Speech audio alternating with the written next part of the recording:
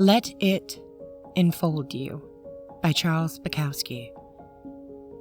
Either peace or happiness, let it enfold you. When I was a young man, I felt these things were dumb, unsophisticated. I had bad blood, a twisted mind, a precarious upbringing. I was hard as granite. I leered at the sun.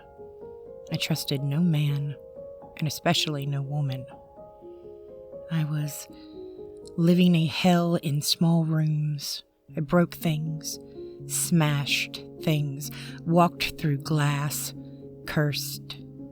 I challenged everything, and was continually being evicted, jailed, in and out of fights, in and out of my mind. Women were something to screw and rail at. I had no male friends. I changed jobs and cities. I hated holidays, babies, history, newspapers, museums, grandmothers, marriage, movies, spiders, garbage men, English accents, Spain, France, Italy, walnuts, and the color orange. Algebra angered me. Opera sickened me.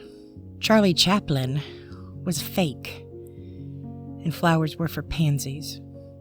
Peace and happiness to me were signs of inferiority, tenets of the weak and addled mind. But as I went on with my alley fights, my suicidal years, my passage through any number of women, it gradually began to occur to me that I wasn't different from the others. I was the same.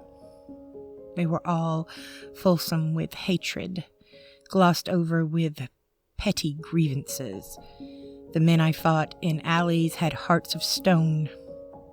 Everybody was nudging, itching, cheating for some insignificant advantage. The lie was the weapon, and the plot was empty. Darkness was the dictator. Cautiously, I allowed myself to feel good at times.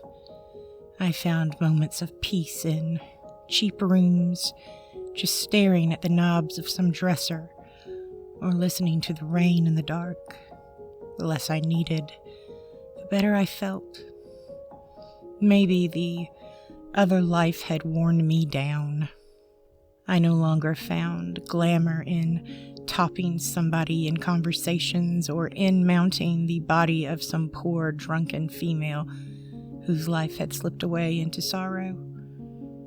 I could never accept life as it was. I could never gobble down all its poisons, and there were parts, tenuous magic parts, open for the asking. I reformulated.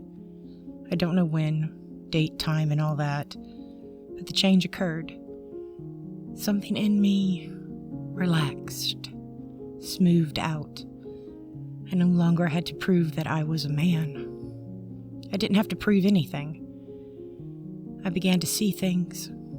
Coffee cups lined up behind a counter in a cafe, or a dog walking along a sidewalk, or the way the mouse on my dresser top stopped there with its body, its ears, its nose. It was fixed. A bit of life caught within itself, and its eyes looked at me, and they were beautiful. Then it was gone. I began to feel good. I began to feel good in the worst situations. And there were plenty of those. Like, say, the boss behind his desk. He is going to have to fire me. I've missed too many days. He is dressed in a suit, necktie, glasses. He says, I am going to have to let you go. It's all right, I tell him. He must do what he must do. He has a wife, a house, children, expenses, most probably a girlfriend. I'm sorry for him. He is caught. I walk into the blazing sunshine. The whole day is mine. Temporarily, anyhow. The whole world is at the throat of the world. Everybody feels angry, shortchanged, cheated. Everybody is despondent, disillusioned. I welcome shots of peace, tattered shards of happiness. I embraced that stuff, like the hottest number. High heels, breasts, singing, the works. Don't get me wrong. There is such a thing as cockeyed optimism that overlooks all basic problems just for the sake of itself. This is a shield and a sickness. The knife goes near my throat again. I almost turned on the gas again. But when the good moments arrived, again, I didn't fight them off like an alley adversary. I let them take me. I luxuriated in them. I made them welcome home. I even looked into the mirror once, having thought myself to be ugly. I now liked what I saw. Almost handsome, yes. A bit ripped and ragged, scars, lumps, odd turns, but all in all, not too bad. Almost handsome. Better, at least, than some of those movie star faces, like the cheeks of babies' asses. And finally I discovered real feelings of others, unheralded like lately, like this morning as I was leaving for the track. I saw my wife in bed, just the shape of her head there, not forgetting centuries of the living and the dead and the dying and the pyramids, Mozart dead, but his music still there in the room. Weeds growing, the earth turning, the tote board waiting for me. I saw the shape of my wife's head. She's so still. I ached for her life, just being there under the covers.